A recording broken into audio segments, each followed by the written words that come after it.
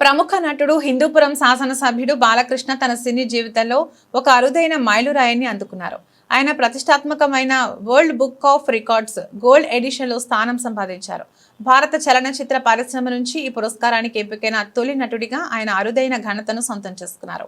50 ఏళ్లుగా చిత్ర పరిశ్రమకు అందిస్తున్న సేవలకు గుర్తింపుగా బాలకృష్ణకు ఈ గౌరవం దక్కింది.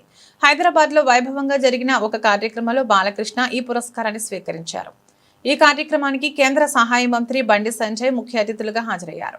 వారి చేతుల మీదుగా బాలకృష్ణ ఈ అవార్డును అందుకున్నారు. తెలుగు సినీ పరిశ్రమలో అర్ధ శతాబ్దానికి పైగా హీరోగా కొనసాగిన అరుదైన ఘనత నందమూరి బాలకృష్ణకు దక్కిందని కేంద్ర మంత్రి బండి సంజయ్ కుమార్ అన్నారు. వయసు పెరుగుతున్న నటనలో వన్నె తగ్గకుండా అద్భుతంగా కొనసాగుతున్న మన బాలయ్య గొప్పవారని, ఆయన ప్రయాణం నిజంగా అన్స్టాపబుల్ అంటూ ప్రశంసించారు. Because they give life to me. They are like that, hardcore fans. So this honor is all theirs.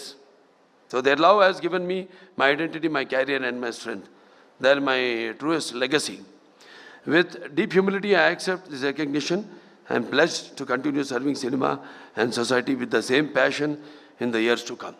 So once again, thank you. చిన్న సమస్య మీద నాకు వచ్చినప్పుడు వాళ్ళు తొందర పోతున్నారు.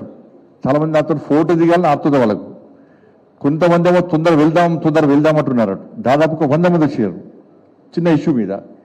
మీకు ఇంత తొందర ఎందుకు అంటే, లేదు సార్ ఈరోజు బాలకృష్ణ గారి మూవీ వచ్చింది, మా బ్యాచ్మెన్స్ అందరం కూడా బెట్టు కట్టుకున్నాం, ఆ బెట్టులో ఒక అతను ఓడిపోయిన తర్వాత బెట్ ఏంటి అంటే ఈ రోజు మీ అందరిని కూడా బాలకృష్ణ గారి మూవీ తీసుకెళ్తా అని చెప్పాను. అంటే క్లాస్ రూమ్లు మొత్తం కాలేజ్ అందరూ కూడా కలిసిపోయి బాలకృష్ణ గారి మూవీ చూడాలనుకోవడం నిజంగా చాలా గొప్పతనం అది. కాబట్టి అందుకే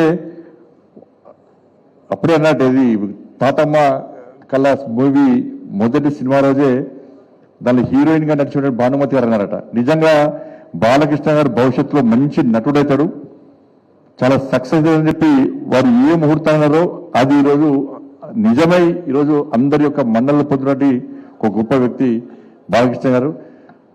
సరే, అనేక సందర్భాల్లో వారి గురించి తెలుసుకొని నేను